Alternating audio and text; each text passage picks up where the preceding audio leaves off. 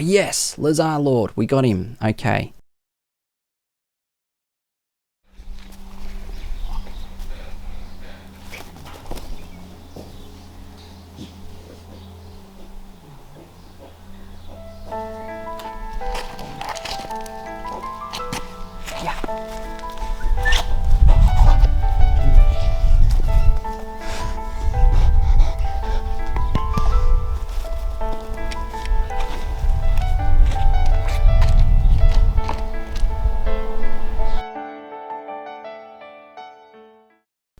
Good morning and welcome to episode 5 of my Let's Play series. We're doing great, guys. We're absolutely killing it. So far we are in tier 5. We're actually not far off hitting tier 6. Since you guys have last seen me, I've actually continued to kill a lot of world bosses, so gone on a bit more adventures, moving about in a vehicle as a passenger, and I've been killing a lot of bosses. So if we check our achievements here now, our boss slayer is at 276 total bosses killed, and our monster slayer is up a little bit as well. So we've been trying to keep that progression going so that we can share you more and more content as we go. So yeah, we're doing very, very well. I've upgraded a little bit of gear as well. So you can see my sandstorms now on level 4. Fur coat's looking all right. I need a better top at some point. We're using legendary warblinders and some dark elf boots. What I want to show you today is I want to go through a couple of things. I want to show you NPCs. I want to look at our next class purchase, and I want to talk about specializations, which we haven't touched on yet, which is another way you can tweak your gameplay style within Orna. So specializations really allow a little bit of extra opportunity to play a different way. And then we're going to touch on party buffs and maybe do a raid or two. So we might as well get right into it. Welcome to the Let's Play series. I am Modangy. I'm coming to you via the power of a way vessel all the way from Australia. Alright, let's go. Okay, so as I said, I want to touch on a few things. What we're going to look at first is NPCs. So NPCs are a layer that you can choose on your compass, on your map options down here. And NPCs come up on your map as little people with a little question mark on top of their head. And you can click on them and they give you quests. So they're an additional source of quests. So far we've got quests that are our story quests, we've got daily quests, and then we've got NPC quests. There are other sources of quests such as inns. There's no jobs available there at the moment. And then there's another one via building your town hall that we can build at some point. So NPCs are something that you should look out for. Sometimes they'll have a little exclamation mark above their head like this guy up here, and that indicates that there's a new quest. Usually I've just picked this one up. So this one here wants us to defeat 8 arena opponents. I'm going to do that really quickly and then I'm going to bring you right back. Okay, so I brought you back just after handing that quest in, but we've done our 8 arena opponents now. We handed it in. And what will happen with these NPCs is periodically they'll give you additional quests. They'll both give you their own little story arcs, so you can follow them through. Alden's first one actually gives you a quest item called Alden's Hat. I've already done that one. And then you will get additional quests from them that are just like randomly generated quests. So always check NPCs along with inns and your daily quests, so you can make sure that you're doing as much as possible. So those are NPCs, look out for them, make sure that you're hitting them as early as you can so that you can complete things along the way. So like I said, we've been killing some bosses today. We're up to 400,000 Orns. That's credit not just to utilizing luck shrines and lucky silver coins that we talked about in last episode as Orns boosters, but we've also taken advantage of an Orn event. So at the moment you can earn 25% more Orns from defeating monsters. So we've coupled that with our luck shrine and our lucky silver coin to get even more Orns. So that's something to keep your eye out on. There's events that happen in game. There's also a calendar for those events on the Play Orna website. So if you go to playorna.com, there's a calendar of events on there. It should be playerorna.com/events, I think, but I can link it in the description below. So keep an eye out for that. What we're going to look at doing now is we're going to buy our second class. We're actually wanting to eventually go down the follower route, which would be Dragoon, and then eventually going into Dragon Knight. But for now, we actually want this class Druid. I highly recommend everyone picking up Druid at some point. You don't have to pick it up in tier 5 or tier 6, but close enough to that, because if we have a look at the skills, there's some really important ones here. There is Mimic's Mischief, Golem's Fortitude, Bear's Might, and Jin's Talent. So I'm going to show you those. I'm going to unlock Druid now. And there we go, we've got Druid. And look, we've gotten a few new skills. So the cool thing here, Druid's got 6 skill slots, so that will really open up opportunities to slot in some more skills, which we will definitely do now. We're actually going to set up a raid loadout, so I'll do that. What do we want to put in our... We're okay with Guts being our first skill, that's fine. We want Bear's Might as one of our skills. We want Osmo Strike as one of our skills. This is all for raiding. We want Warcry, which will increase our attack power. We want, I think it's called Protection 2, which boosts our defense. Now we could use Golem's Fortitude, which I'll show you there. Now Golem's Fortitude, it can greatly boost your defenses, which gives you 2 arrows up in defense and resistance, which is a 50% boost, but at the expense of attack power. So it actually drops your attack power by 1 arrow down, which is a 25% reduction. So that's actually a pretty big deal. We want to make sure that we avoid that one. So we don't want to reduce our attack power just yet. For the raids that we're going to be doing, we're going to use Protection 2. So that's going to be fine. And I think the last slot we're going to use for something very special. So with Druid, as we move into the tier 5 classes, you'll have a look, if you go over to abilities, that there's a skill there called, or an ability I should say, called Beast Mode. Your stats increase as you defeat animals of the wild. And this shows up here. I've got that all the way to 100%, which will give me a boost to my stats. Give me a boost to bring these a bit higher. That's a huge deal. It brings it up 20%, I believe. All of this sort of information you can come and clarify on the Orna Discord or Orna Reddit if you like. But yeah, that one you charge up by killing beasts. So that might be rats, spiders, bears, birds, those sort of things. And then you can get up to 100% and it'll last like that for 36 hours after you defeat those enemies in 10-minute intervals. So 36 hours after that, it'll start to drop off. So that's pretty cool. We've got even higher stats than we had before. So if we have a look at it right now, our attack's at 633. If we go back to, we were actually sitting on Adept for the curved swords proficiency there and the ability to use thief gear. If we go back to Adept and have a look at our stats, our attack's on 604. What's different there? Let's go have a look. Druid can use any piece of equipment they want. We'll change to that. What equipment have we got on? We've got the right equipment. Status. Oh yeah, 633. It is higher attack. I was thinking it was 533 for some reason. So yeah, so we're starting to get some good juicy stats there. Our defense is looking fantastic. Now we're going to do one more thing to really spice things up. So when we go to change class, we've got another tab here called specialization.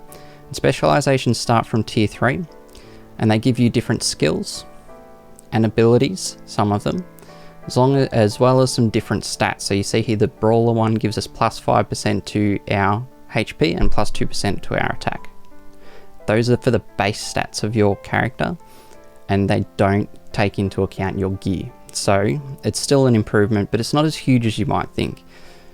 So there are some other... See, this Trickster has some skills, so there's uses to these specializations. Now, specializations cost Orns, and they cost Orns each time you purchase and swap between them. So that's where they're different between the specializations and the classes. If you notice, the classes, I can freely switch between them once I've purchased them. See how it says the switch button there? Now, the first specialization choice you make is free, regardless of what point in the game you do it. So you might not purchase a specialization until you're in tier 9, and it will still be free for you at that point. So what I recommend is trying to, if you can, get through to tier 5 without choosing a specialization. Around about there, if you can get to tier 7, even better, and then you get your first specialization free of Orn cost. And what we're going to choose is we're going to choose one called Berserker. Now you notice it reduces our HP, increases our attack, defense and resistance. Hasn't got any abilities, but it's got skills. And one of them's called Berserk, which greatly boosts total damage, but damages yourself over time.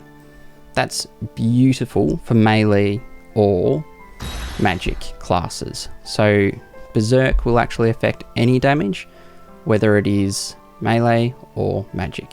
So we're going to add this in because we're going to use this for our raids. That's a really big deal to us.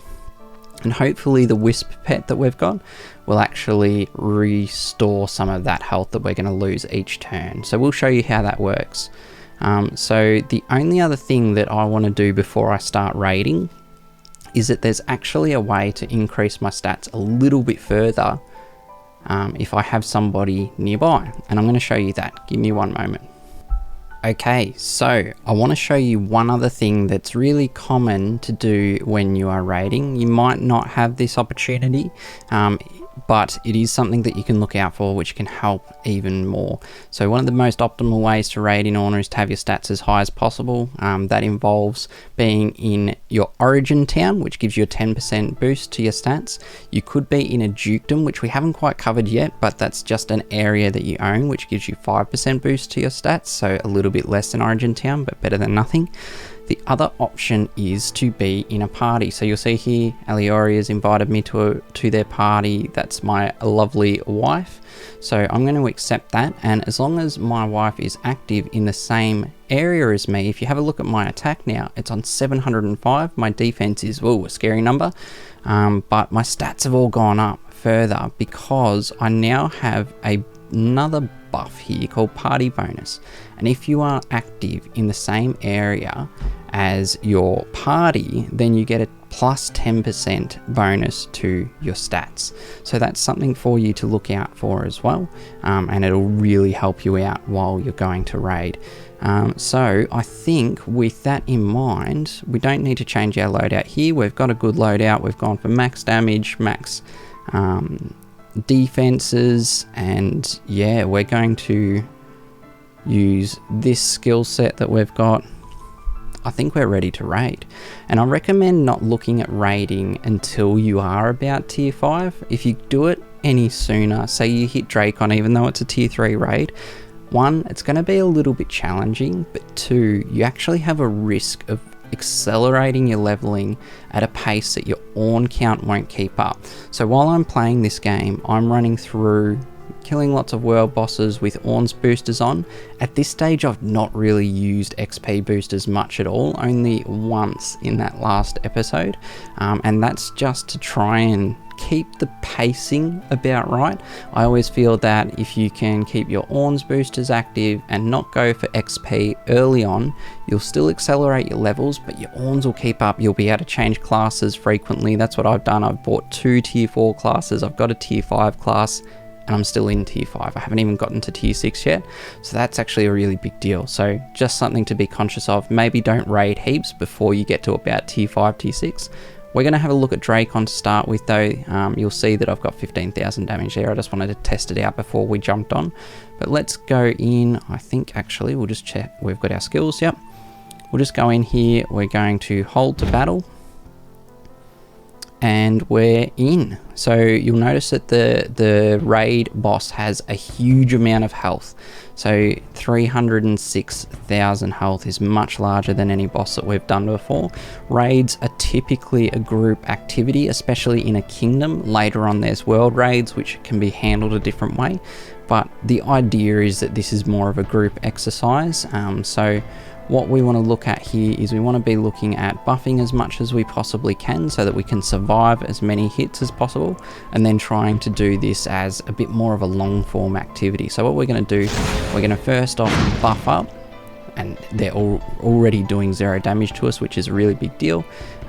We could use Bear's Might, but at the moment I think we might get away with not using it and just show you what our damage looks like. We'll use Warcry, which will give us a single attack up, and then I want to show you, oh, my defense has already gone down. Alright, so I'm doing nearly 1500 damage. That's actually a big chunk early on. Exploit, that was a skill I wanted. We'll remember that for next time, but I want to show you what Berserk does. So if we use Berserk, now you see that 46, I'm going to be taking 46 damage each turn of my own now, but my damage goes up. Look at that. So now all this is a matter of just, in our case, tapping volley. You can use other skills. Guts does huge amounts of damage. Our Osmo Strike might do an okay amount of damage. Yep.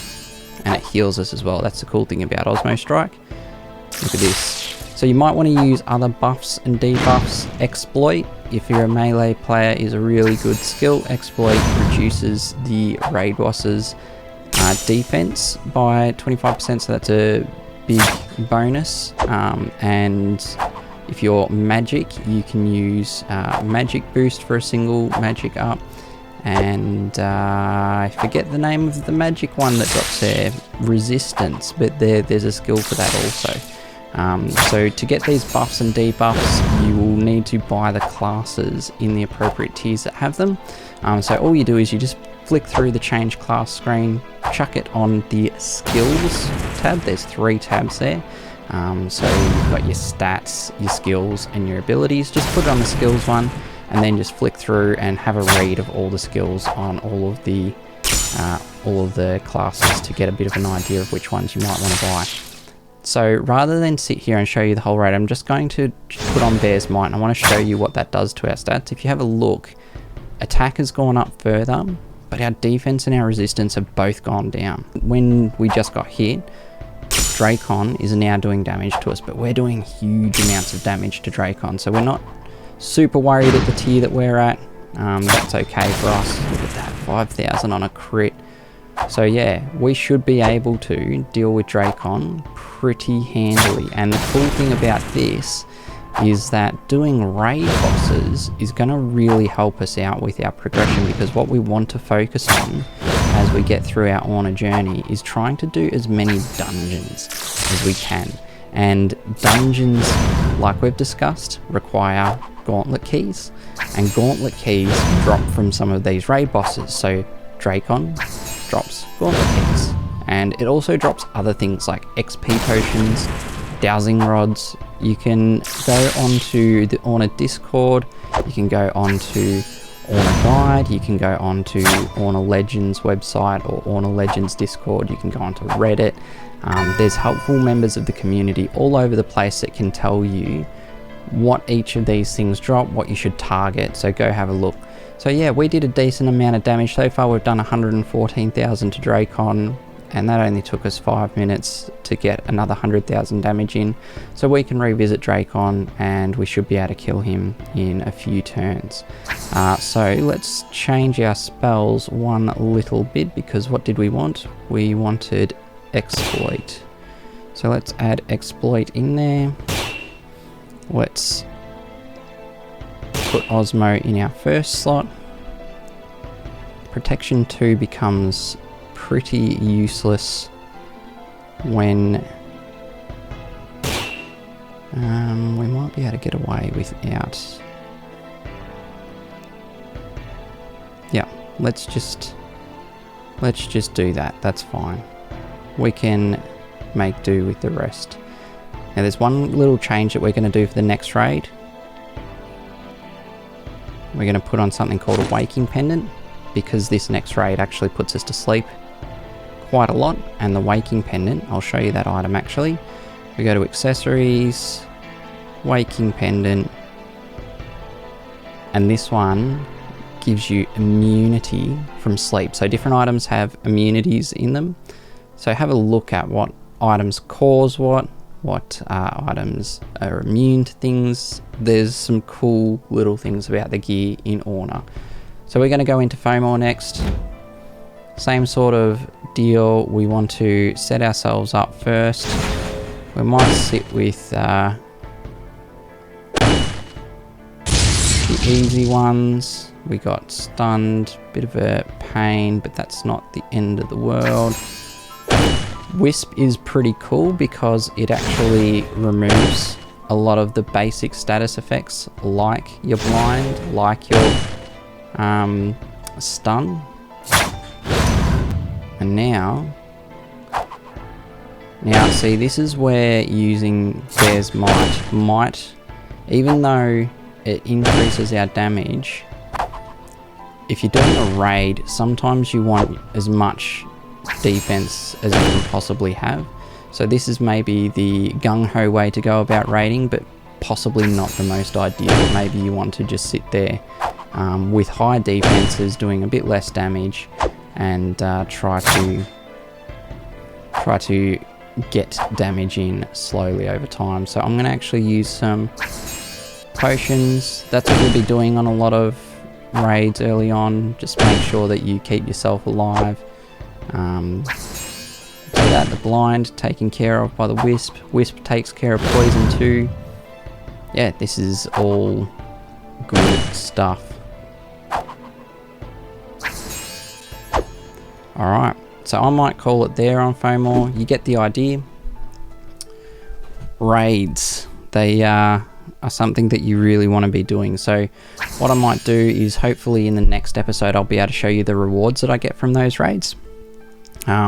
So yeah, this is probably your next step of progression. What I've been trying to do with this series is keep the flow about even to what you should be trying to do to keep your gameplay fairly consistently manageable.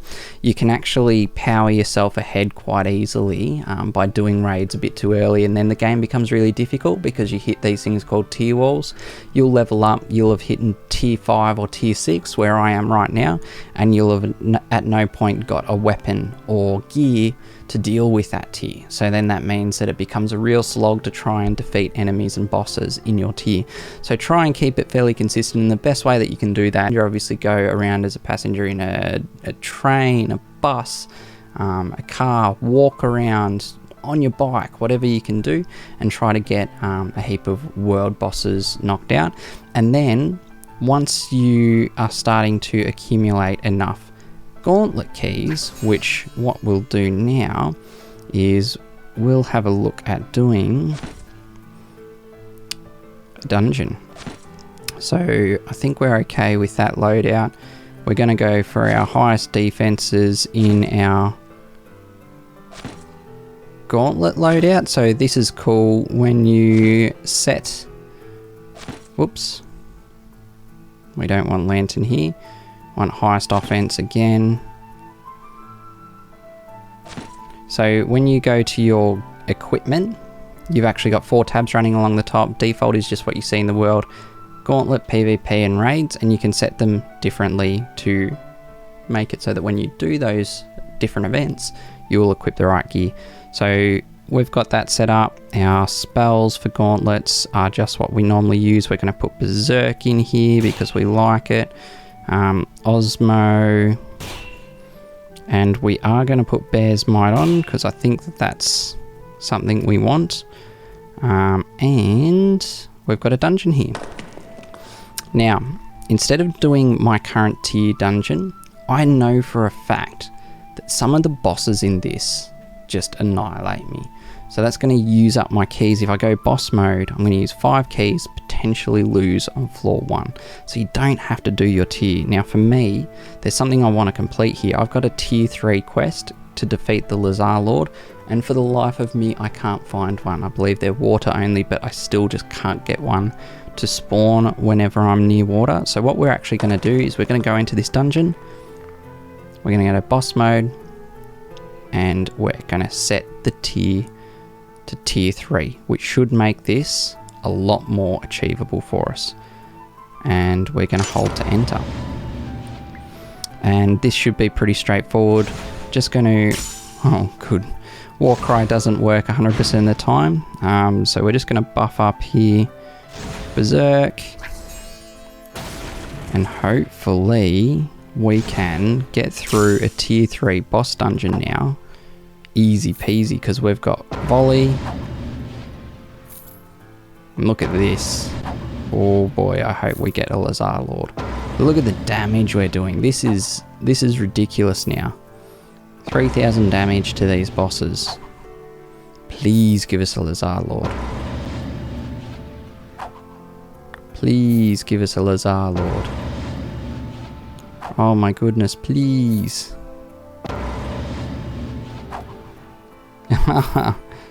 This is going to be classic. We got a gauntlet key back, that's good. We'll do one more if we didn't, and we didn't get the Lazar Lord, but hopefully we get another gauntlet key there. We do. Our random rewards at the end of the dungeon. We got another dungeon done, that's good. Let's go to our menu. So you can see them in the world, like that building that we just entered, but also you can do one from your menu as well. So let's change this to tier 3. Same thing, just going to enter it. We'll go Warcry.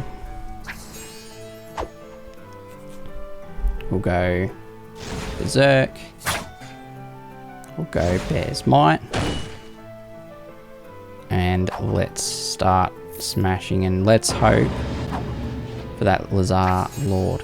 I do want to talk about bosses just quickly. If I was to do a tier 4 boss, tier 3 enemies and bosses, I should tier 4 boss dungeon, the lower tier bosses can still spawn in it. So I could have chosen tier 4 if I wanted. That might have been a good option here.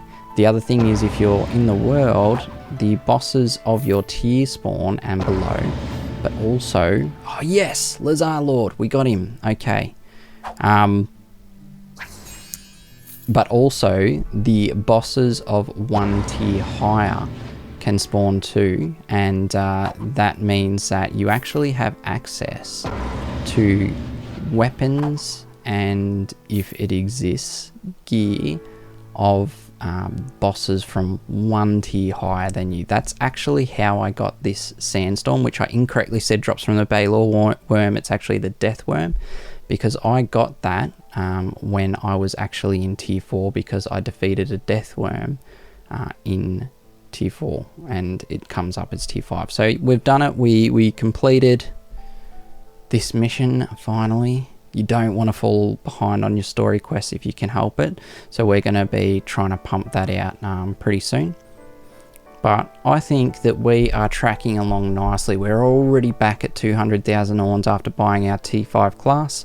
So what we'll aim to do next is actually unlock a tier 6 class, likely Battle Mage. I think that we'll do Battle Mage next, because Battle Mage will allow us to move on to Dragon Knight nice and easily. So we'll start saving towards that 500,000, because we're actually only not far. Well, it's level 125 is tier 6, so we're pretty close there. Only 8 levels off, so looking forward to that. Look guys, this episode was a little bit static, but that's going to happen sometimes. It's the raiding stuff, you might do a little bit more from home. There's a lot of exploratory stuff, and yeah, that's the life of Orna. What we might do when we do episode 6 is we'll start looking at buildings, and how you can, you know, improve your town, and the different stuff that you can do now that we've introduced party play via the stats. I want to actually maybe show you guys a little bit of party play sometime soon, so maybe we'll build something like a wave vessel next episode. But for now, I really appreciate you coming and watching. Like I've said, you can message me on Twitter at Modangy_NF. You can ally this character. It is also Modangy_NF, all consistent there with the YouTube channel name. And I'll try to answer any questions. Ask questions down below in the comments section, and I'm very responsive on there. But otherwise, for now, I want you all to have a good awning.